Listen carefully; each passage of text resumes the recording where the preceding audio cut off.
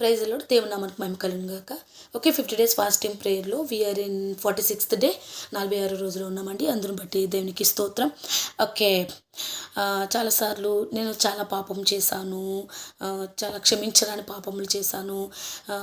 ఇప్పుడైతే నేను పడుతున్నాను, నా పాపం నుంచి దేవుడు క్షమిస్తాడా అని చాలామందికి డౌట్ వస్తూ ఉంటుంది.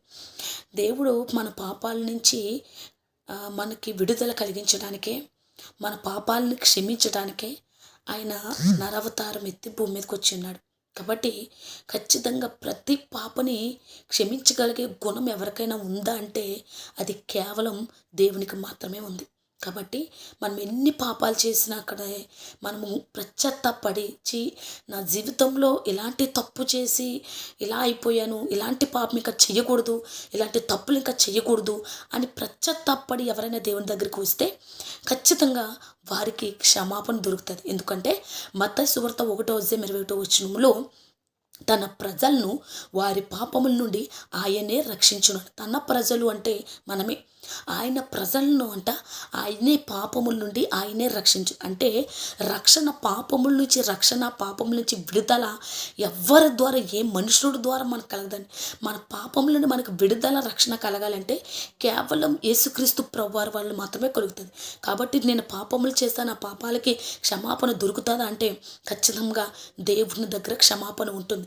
కీర్తనలు 130వ సంకీర్తన 4వ చరణంలో అక్కడ ఒక మాట ఉంటుంది. ఏంటంటే ఆయన తన ప్రజలను ఆయన యందు భయభక్తులు కలిగి ఉండటానికి ఆయన తన ప్రజల్ని పాపము నుంచి రక్షించును అంటుంది. కాబట్టి ఆయన యందు భయభక్తులు కలిగి ఉండటానికి మన పాపముల నుంచి ఆయనే రక్షిస్తాడు. కాబట్టి మన దేవుని యందు భయభక్తులు కలిగి నేను ఇంక పాపం చెయ్యను, నాకు దేవుడి భయం ఉంది, ఎప్పుడొకప్పుడు ఈ పాపం వల్ల నేను శాపం అనుభవిస్తాను, నేను ఈ పాపం వలన నేను దేవునికి దూరం అయిపోతున్నానని పశ్చాత్తాప గుణం కలిగి ఉన్న ఎవరి జీవితంలో అయినా సరే ఆయన ఖచ్చితంగా ఆ పాప క్షమాపణ అనేది దేవుడు మనకు కలుగు చేస్తాడని.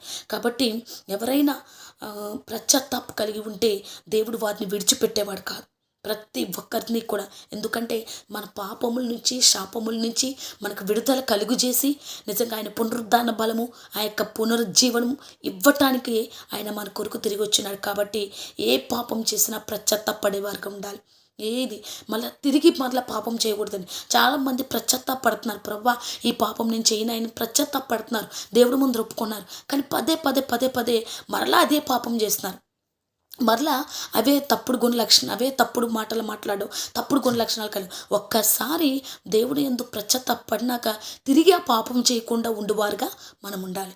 అప్పుడే దేవుని యొక్క రక్షణ, దేవుని యొక్క జీవం, దేవుని యొక్క ఆశీర్వాదం మనకు కలుగుతుంది. హల్లెలూయా. పరిశుద్ధమైన మాటలు దేవుడు దీవించును గాక.